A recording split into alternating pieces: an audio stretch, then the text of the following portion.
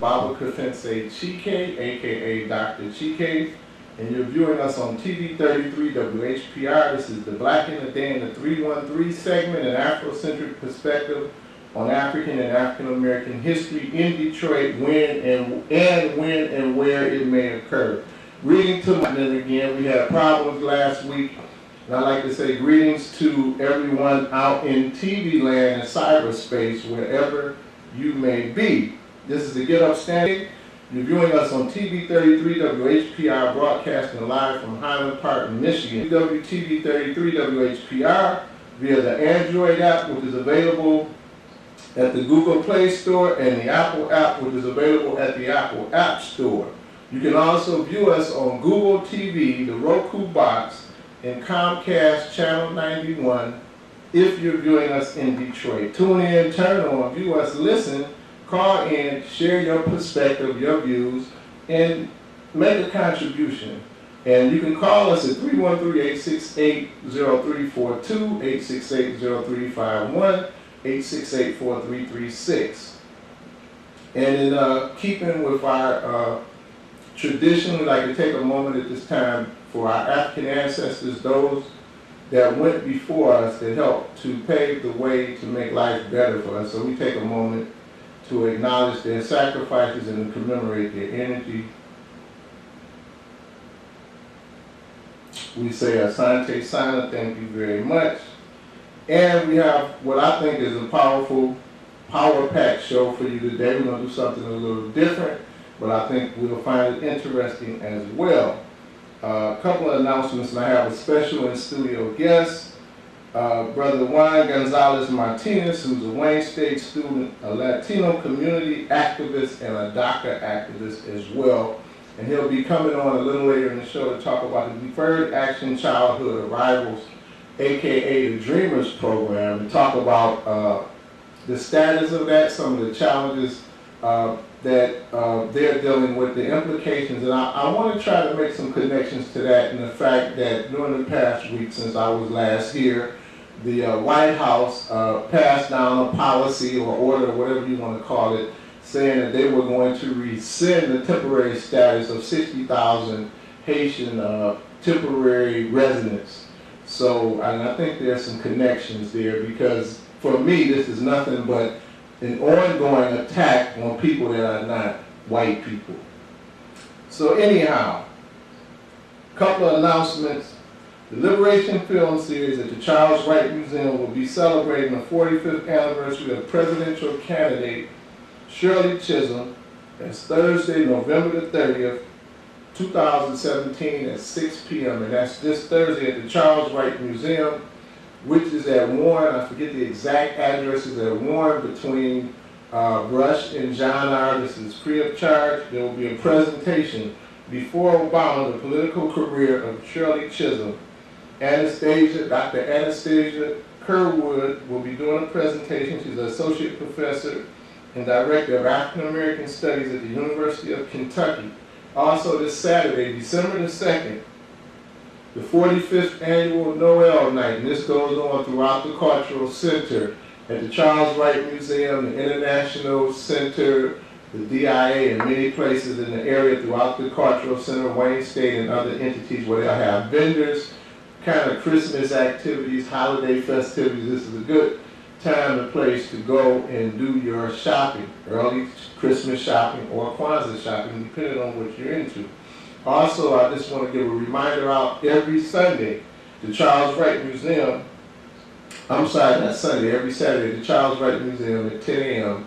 is Detroit Independent Freedom Schools, which is not only an alternative to the existing malfunctioning educational system, but it's supplementary in terms of adding additional academic support to our K-12 students, as well as cultural enrichment with an African-centered focus. And that's from 10 a.m. to 12 p.m. every Saturday at the Charles Wright Museum.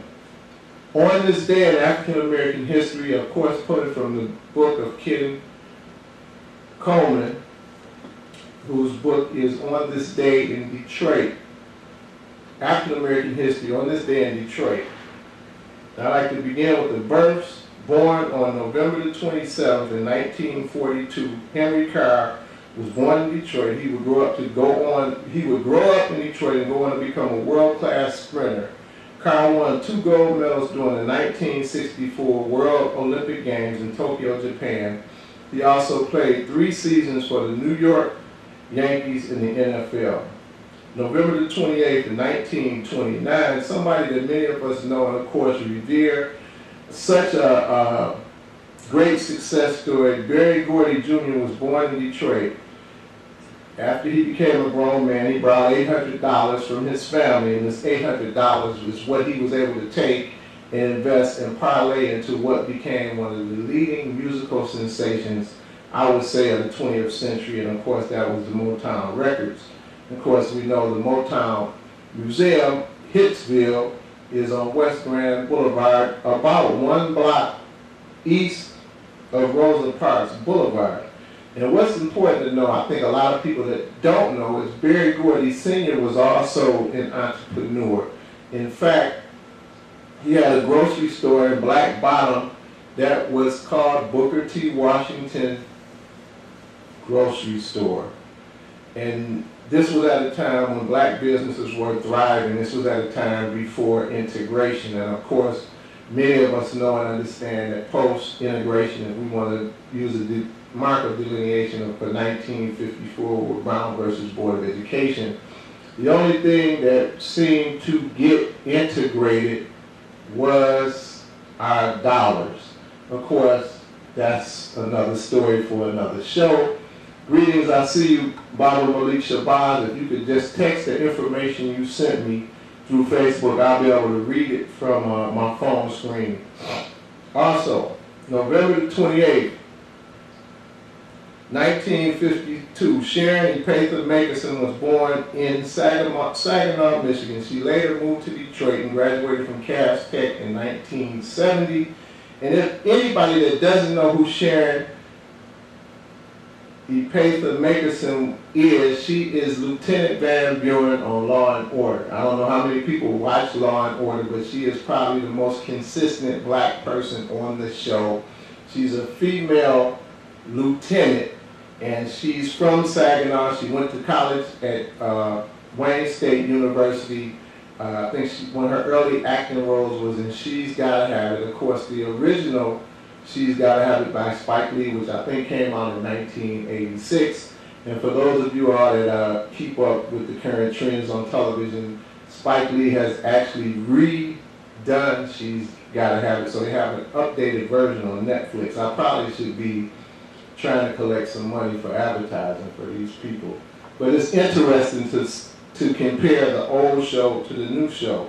1964, on November 28th, Roy Tarpley was born in New York City. He later moved to Detroit, where he became a star center while attending Cooley High School, which was at Finkel and Hubble. He later played for the University of Michigan and was drafted to the Dallas Mavericks, where he played power forward and center.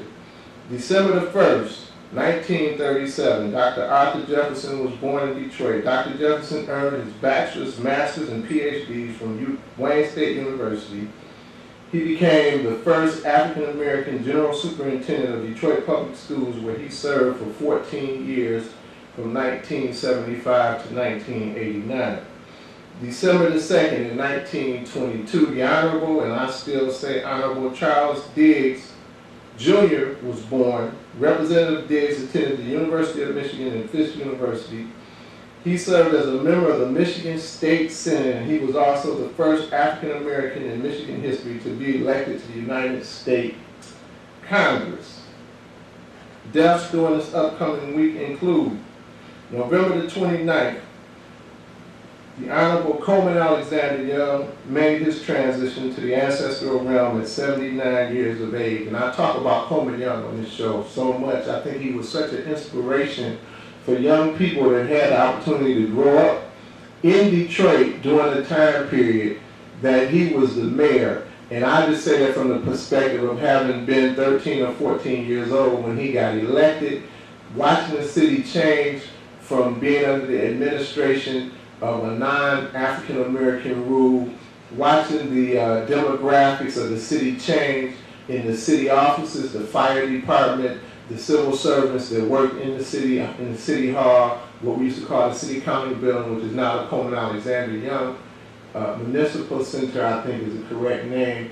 And just seeing this and seeing this proud black man that did not kowtow, that did not bite his tongue, and stood toe to toe with anybody that came for him, I think engendered a great sense of pride in many African Americans throughout the city. And I could go on and on about his many accomplishments. He was a labor organizer, a radical. Before he went into the army, when he went into the army, he was radical. As a matter of fact, he almost got court-martialed. He did get court-martialed and almost charged with treason for trying to integrate the officers' clubs on one of the bases that he was on. And of course, we know he ultimately went on to become the mayor of Detroit. So his transition was, oh no, I definitely had it right because he did not pass in 1974. Somebody this was in a rush to get my notes together, somebody watching on Facebook, Brother Kill, somebody hit me with the right date for the passing of Coleman Young. I want to say it was 1994.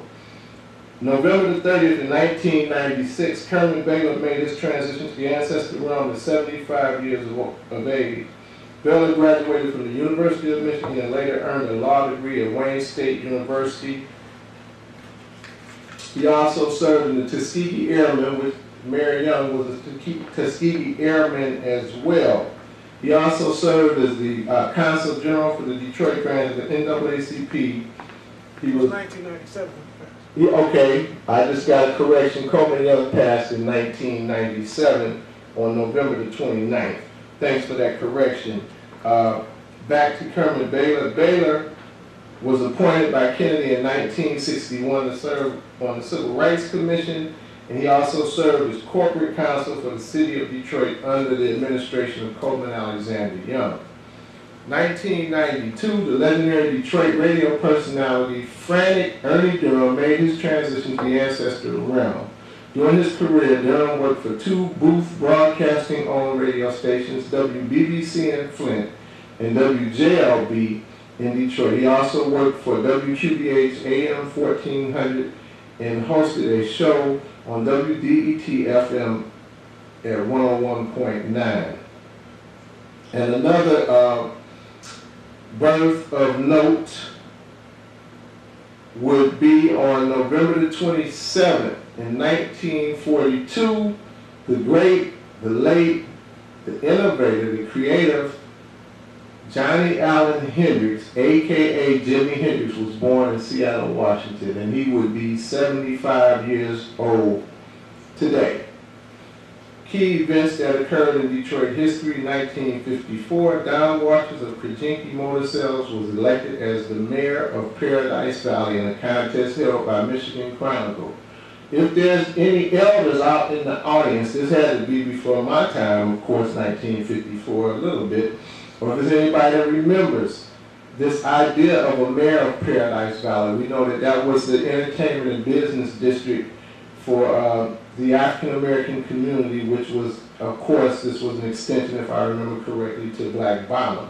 1997, Dr. Irvin D. Reed was sworn in as Wayne State University's first African American president. And one of the things that he did, and he said had done a lot for Wayne State, but one of the things that he did was of key significance. Prior to his presidency at the university, there was very few residential students on Wayne State campus. Most of the students were people that came in from the suburbs and some citizens of the city, so they didn't have dorms for undergraduate students, and he contributed very much to dorm life and the life of residential students on Wayne State campus, and he still has some connection to Wayne State. On November the 28th, 1974, the Detroit Lions played their last game at Tiger Stadium, and I wasn't at that game, but that was the last time I saw a Lions game live Why that matters, I'm not sure, but I thought I would throw that in there. Of course, now we know the Lions have gone from Tiger Stadium to the oh God, what was the stadium called in Pontiac? The Silver Dome, and from the Silver Dome to Ford Field. I think it's about time for us to take a break. On the other side of the break, I'll bring my guest on, Juan Gonzalez Martinez, and we'll talk about the current trends and what's happening in the government with these attacks on people. And if you ask me, I think that the United States is not only indebted to Mexicans, but Native Americans and many, many other people as well. And we'll talk about that on the other side of the break. We'll be back in about 30 seconds.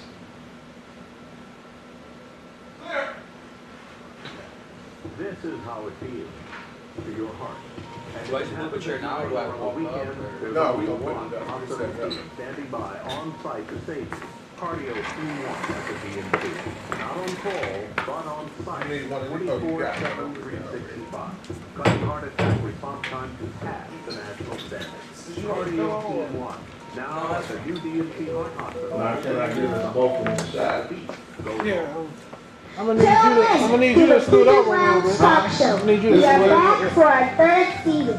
Topics include. I'm trying to get us both in the shot on Facebook. All right, Facebook family, we're just doing a quick transition here. I should have told you. Make sure you talk closer to the mic. But I should have told you to invite your Facebook friends to watch as well. I should. Hey everybody, how's it going? My name's Juan Gonzalez. How you doing? Glad to be here. Shall we go? Does he got you want to do it?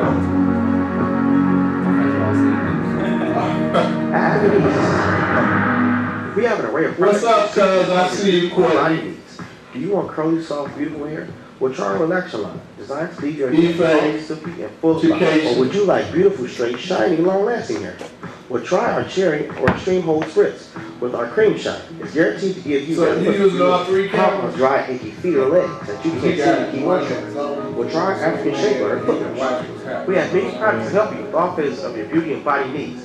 I'm trying to read this stuff about here. At www.heasysilk.com or call us at 313-277-2319. Oh, okay. WHPR TV is now on demand.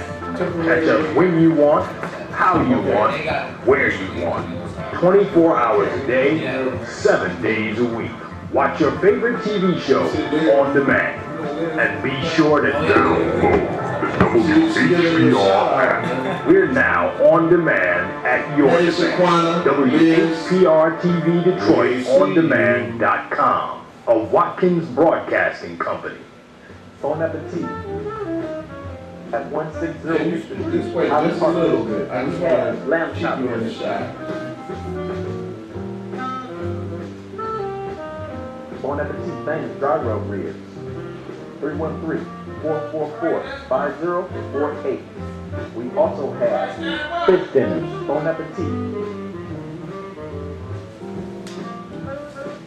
At 160 Victor Street, Highland Park, Michigan. We now accept credit cards. All right, we ready.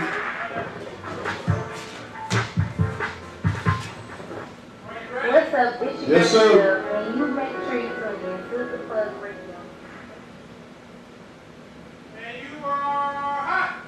Good evening and welcome back to the Get Up Stand Up Show with Minister Malik Shabazz. My name is Baba Kafense Chike. This is the Black in the Day in the 313 segment, an Afrocentric perspective on African and African American phenomena and history in Detroit and when and where it occurs. And I am honored to have in studio with me Brother Juan Gonzalez Martinez, a Wayne State University student, a Latino community activist, and a DACA activist. And if there's anyone that doesn't know, DACA is a Deferred Action Childhood Arrivals Program, aka known as the Dreamers. And welcome to the show. And of course, we spent the past few weeks together in the classroom. And I was impressed to find out that you were a DACA student. We were in the class I forget exactly what we were talking about. We know that 45 comes up in many discussions. Yeah, pretty much everything. And that may be how DACA creeped into the conversation. So what is it that you'd like to share with us today? Maybe if you could just start by informing any people in the audience that may not know what DACA is and the implications of this, the attacks on the dreamers, the DACA young people. First of all, I want to thank Professor G for having me here.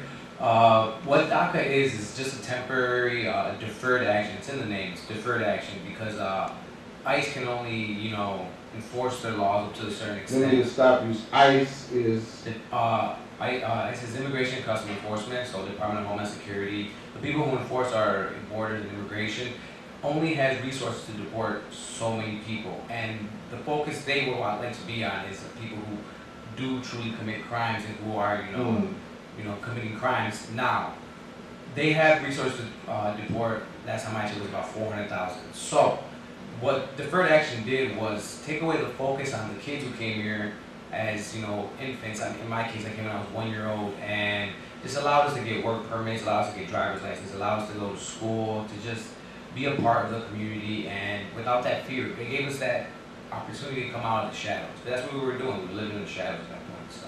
now. Speaking of coming out of the shadows, I just want to commend you for coming on television because I'm assuming, based on the limited information that I've had, that you could be possibly putting yourself at risk. Is that true? Yeah, and then that's prior to having DACA, that's what we did. We lived in the shadows, so we didn't really come out publicly with our, you know, there was a huge push for the DREAM Act way back when, and I honestly stayed in the shadows because of that fear, and a lot of people do have that fear now. Now that DACA has been rescinded, a lot of people still have that fear that they don't want to come out and speak, they don't want to share their story. But if we don't do that, we're just going to get swept under the rug. So we have to, you know, be loud and be vocal, and you know, we have to demand for our rights, not ask for them. So when were these policies enacted? Now you may have said it. When were these policies enacted? Was it prior to the Obama administration, or was Obama? Obama enacted DACA right before his first term ended, so it was about 2012. I had just graduated high school, so it came in perfect. So I was able to attend college and get my first job, so it really helped out tremendously. But what it did was it allowed a bunch of people to, you know, get work permits, get driver's license, and they would be able to pay for college, be able to pay their bills, be able to, you know, get jobs with social security numbers, pay taxes, and, you know, allow us to, you know, come out the shadow that initial period. So. And you've heard a lot of talk, especially when DACA was really being talked about earlier in the year. I guess when they were trying to decide what was Trump going to do, because it seemed like he kind of flip-flopped or wasn't clear on that. So you keep hearing this term, a path to citizenship.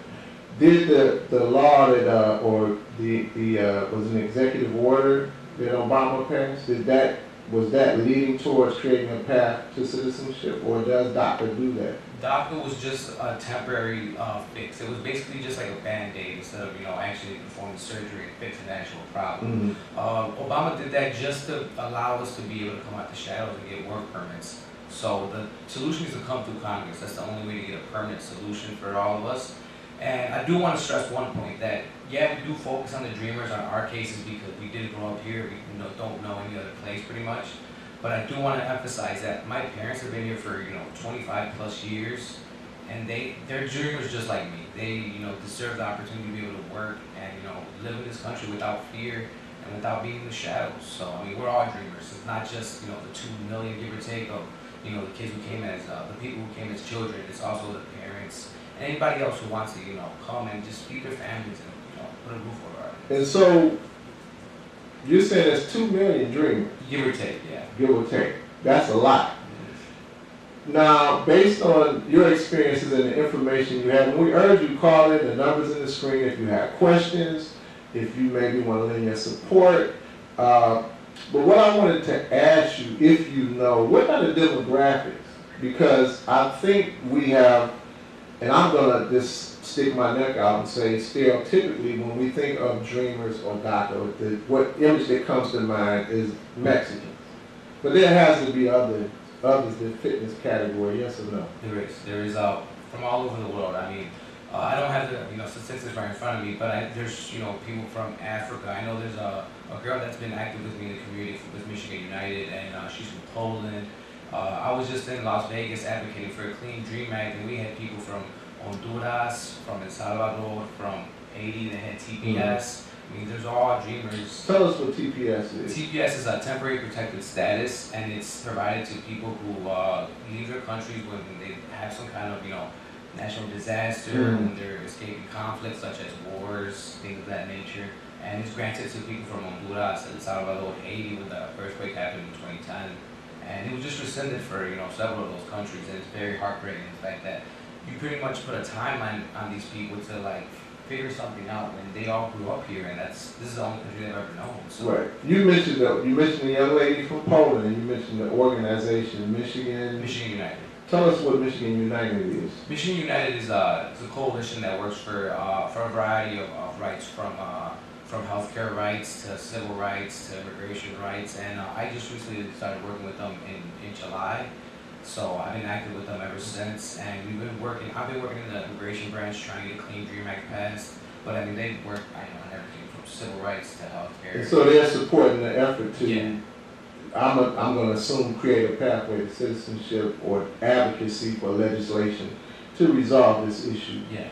There was something else that you said that slipped in my mind. I also want to give a shout out to another class member, Hester Willer, is watching, and my friend Mia. We appreciate you checking in. So what are some of the things how can people support this effort? What can those of us that can do?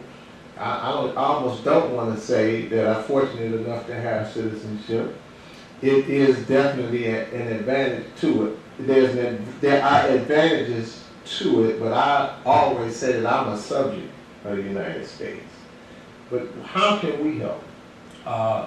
One main thing is calling your congressman. They do listen. I've written letters, and I've gotten responses from them. I've gotten phone calls back. I've gotten from Brenda Lawrence, from Debbie Stabenow, Gary Peters. They do reply to you. They do listen. But we need to make sure we get heard. If we just stay quiet, we're never going to get heard. So I would encourage people to talk. I got a number in the back of my shirt. It's Text Unidos, UNIDOS to 313131, and you can get information that way. But call your congressman. Come out. We have plenty of marches and rallies. I want to say once a week. We've been holding them because we're really pushing. Yeah, we're really pushing to get the Dream Act passed before the end of this year. Because DACA permits are already ending. People are already, falling in danger of deportation, and we're talking about people who've been here their whole lives. So we're pushing to get this passed before the end of the year. Come out to these rallies, call your congressman, encourage other people to talk about it. I mean, the biggest thing I think is information and getting that information out there, getting our stories heard by everyone else. Because I had people in my family who didn't know, who weren't aware of my situation, and in my own family didn't realize that I've been here since I was a baby and I was still subject to deportation. And you mentioned that you were in LA. Could you maybe share with us? Was that related to this whole activism that you're involved in? Yeah, I was invited to be in the Latin Grammys. We were in Las Vegas. It was about 2 weeks ago, and they provided us with a platform to get our message out there, to keep echoing that message of having a clean Dream Act. That's one of the crucial things that I want to emphasize is having a clean Dream Act. What that means is we don't want any poison pills where we scapegoat other immigrant groups or the border wall or any things of that nature. It's things that they're nonsensical, and we're not willing to trade that in for us. We want a clean Dream Act that provides a path to citizenship for the dreamers. And you mentioned, this is so much. You mentioned TSP. Tell us what TSP, did I make it the letters right? TPS, and that's temporary Protected status. And I want to just kind of parlay into something that occurred this past week. I mentioned it in the segment prior to the break. But within the past week, the Trump administration announced that they would be suspending the TPS status of at least 60,000 Haitians. Are you familiar with this? Could you talk about that a little bit, or what the implications of that is? Yeah, what that means. We actually had 2 Haitians with us at the Latin Grammys advocating for they also would qualify for the Dream Act. And I mean, it's devastating the fact that they're going to get subject to being deported now. One of the one of the TPS was with us in Vegas was an 11-year-old. Her name was Christina, and she'd been here her whole life. And the fact that now that TPS is being rescinded, they gave them, I think, an 18-month window to get their affairs in order, and they're going to be subject to deportation at that point, which is, it's cruel and unusual punishment, if you guys see. And when I first heard the announcement, and I forget which date it was now announced within the past week, but a couple of public officials came out and said that Haiti is nowhere near ready to receive this amount of people back. These people were granted this status because of the hurricane. That's what the TPS is, kind of emergency refuge. Is that a good way to put it? Emergency relief. And now they're talking about within 18 months sending 60,000 people back. First of all, Haiti has suffered almost as long as it has been independent. I don't know how familiar you are with the history of Haiti, but Haiti is the second republic in the Western Hemisphere to gain its independence through revolution. The United States won its first. But unlike the United States, Europeans have punished Haiti ever since they gained their independence. France demanded reparations. Other European countries have intentionally and willfully refused to support Haiti. And this is all thought by many scholars. This is not just some willy-nilly belief, but it's documented that these people are paying for the fact that they stood up like men, real men and women, and took their independence. They were able to kick the French out of their country. Not many colonies can say they did that. But I would like to also, I'm curious how much you know, or let me back up and rephrase how I frame this. Prior to the break, I talked about how I feel like white America has a debt to Mexico. White America has a debt to other countries and people of color. Of course, I can paint a whole picture and create a whole frame of how these people have gone around the world and oppressed, annihilated, and committed genocide on all type of people. But many of us know and understand that the original people of Mexico were Native American people. And California, Arizona, Texas were all originally Mexico. Is that true or not? And these Europeans took it, all under the guise of manifest destiny. So it just seems ironic to me, and maybe I shouldn't say that because it's not really ironic based on what I know about how people operate in the world or have operated in the world. But it seems to me, and I was at a lecture a week ago with Dr. Malefe at Sante, and he reminded us in the lecture that we always need to be mindful of the indigenous people of this land because this is their land. So it seems to me that these people owe a debt. You have any thoughts about that? Yeah, for sure. I mean, I was talking earlier with sister that was here. Oh, Sister Nubia that was here. Yeah, I was talking to her a little bit about how my roots are with the Aztec people, and they've been pretty much erased because I don't even know much about my own roots. I've been starting to read up on it, try to educate myself, but I mean, it's going to take time to learn everything that's been, taken away from me pretty much, and it's that debt that's never been repaid, and it's the debt that I want to repay to myself. The fact that I want to learn about my roots and learn about where I came from, where I come from. And I want to touch on that the Haiti crisis. If we sent back 60,000 people to a country that's not ready to take that in, it's just going to cause the country to, that much more of a crisis and an issue. Right here, they are contributing to the United States, and they're sending back home to support their families back home. Sending 60,000 people back is just going to, exacerbate the issue, make it that much worse. So, we can't have that. And it's not just Haiti. It's El Salvador, it's Honduras, it's, countries from all over the world that are being affected at this point. Because like I said, DACA recipients, they come from all over the world. There's, some African nations that have a couple of DACA recipients. There's Central Americans, Latin Americans, we're from all over the world, essentially. Well, I want to share this an article I pulled off the internet, and it reads, and I'm sorry I didn't get the URL. I like to do that just so people can look it up. But I basically did a search for White House on Haiti.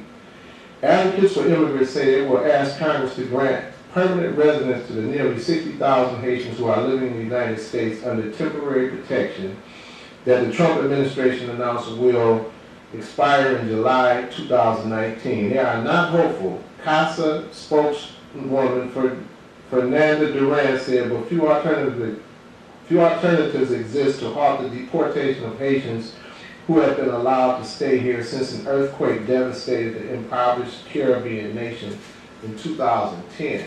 These people have been making contributions to the local and national economy, Duran said. They have been very active and thriving part of our economy. For us to take that away for no good reason is ridiculous and cruel.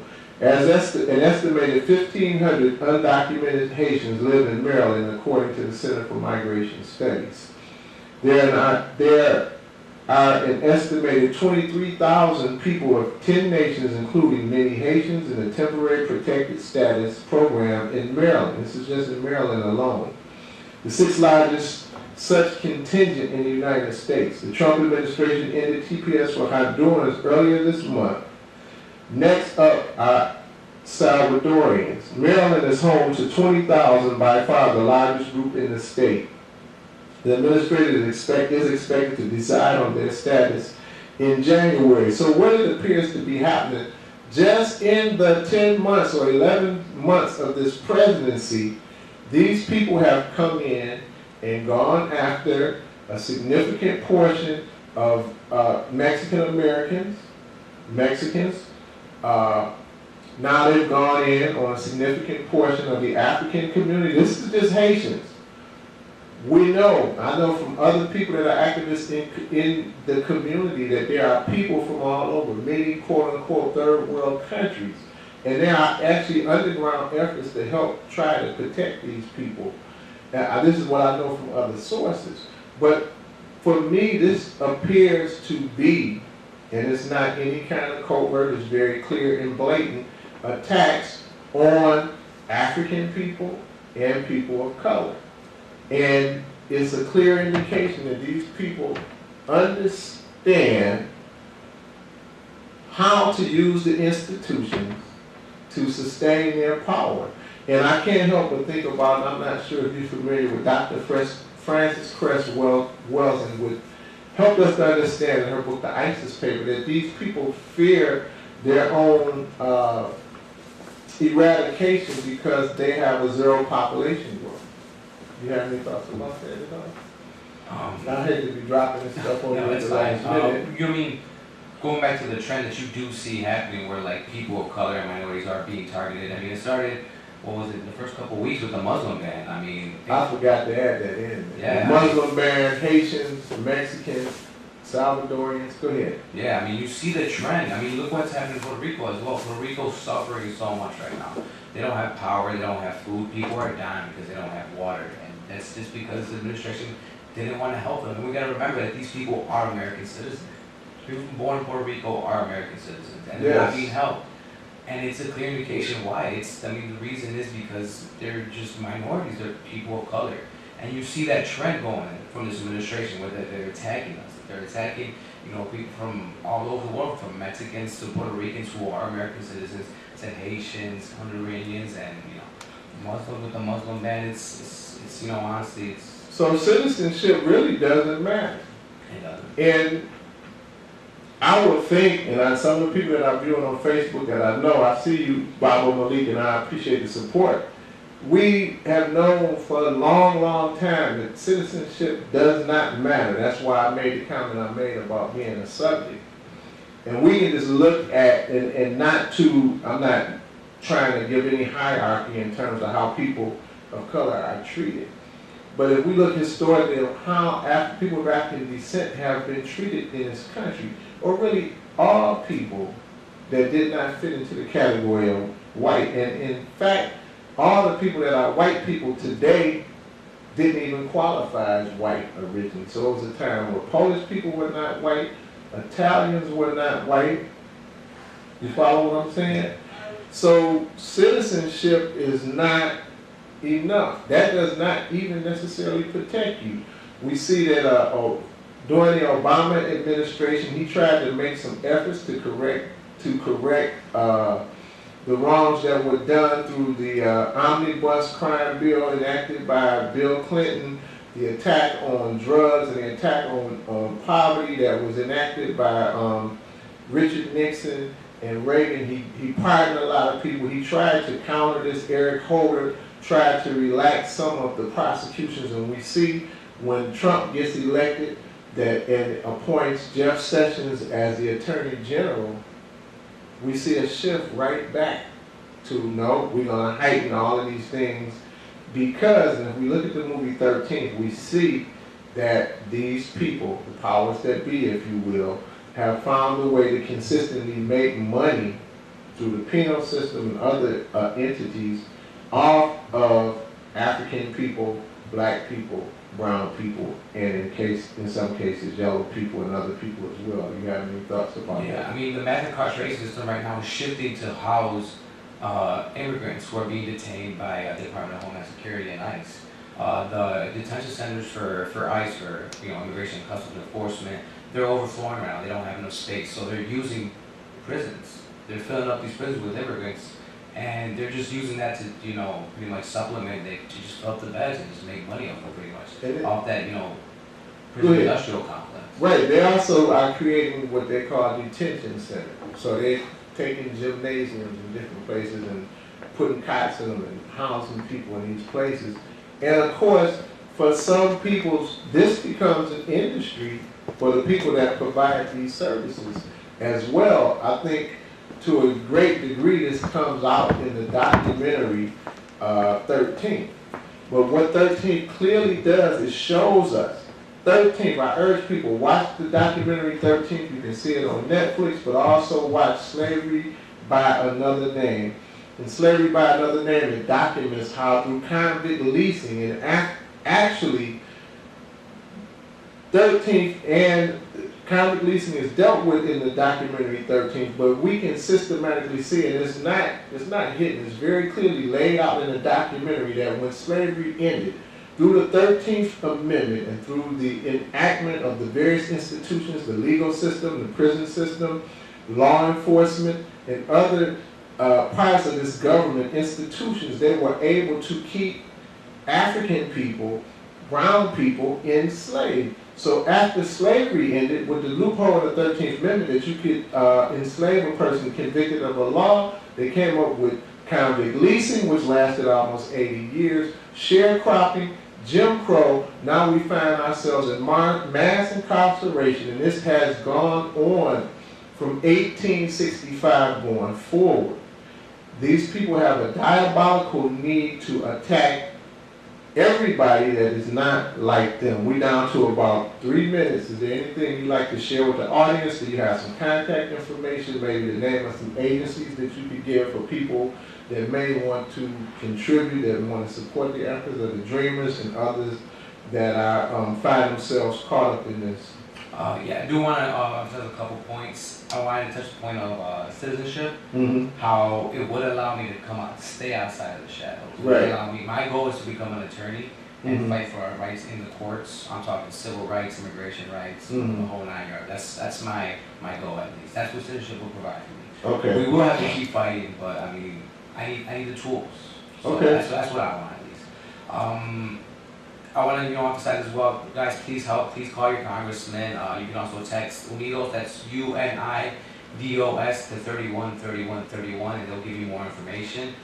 Reach out to your congressman. Reach out to our community organization.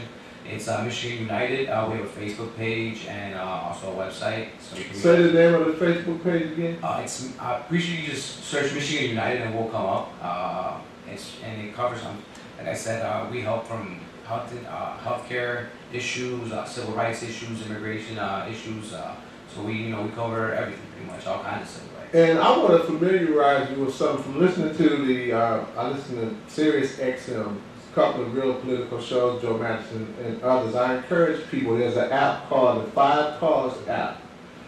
The 5 Cause app gives you all the information you need to call your congressman and the steps to take to get them for any issues.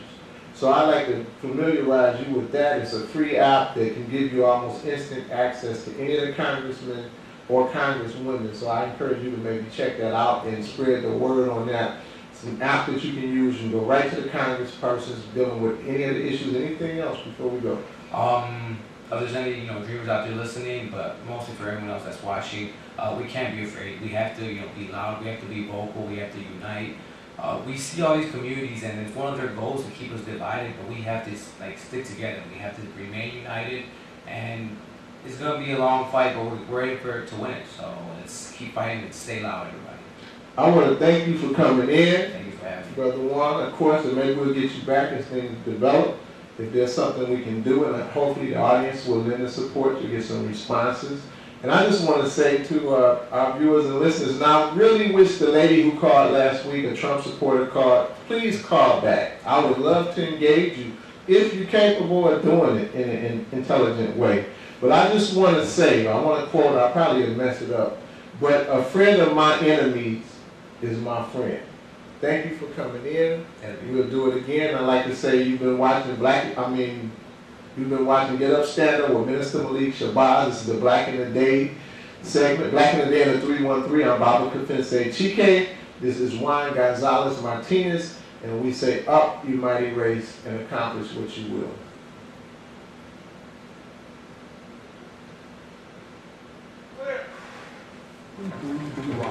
Detroit, Highland Park, Michigan. If you want to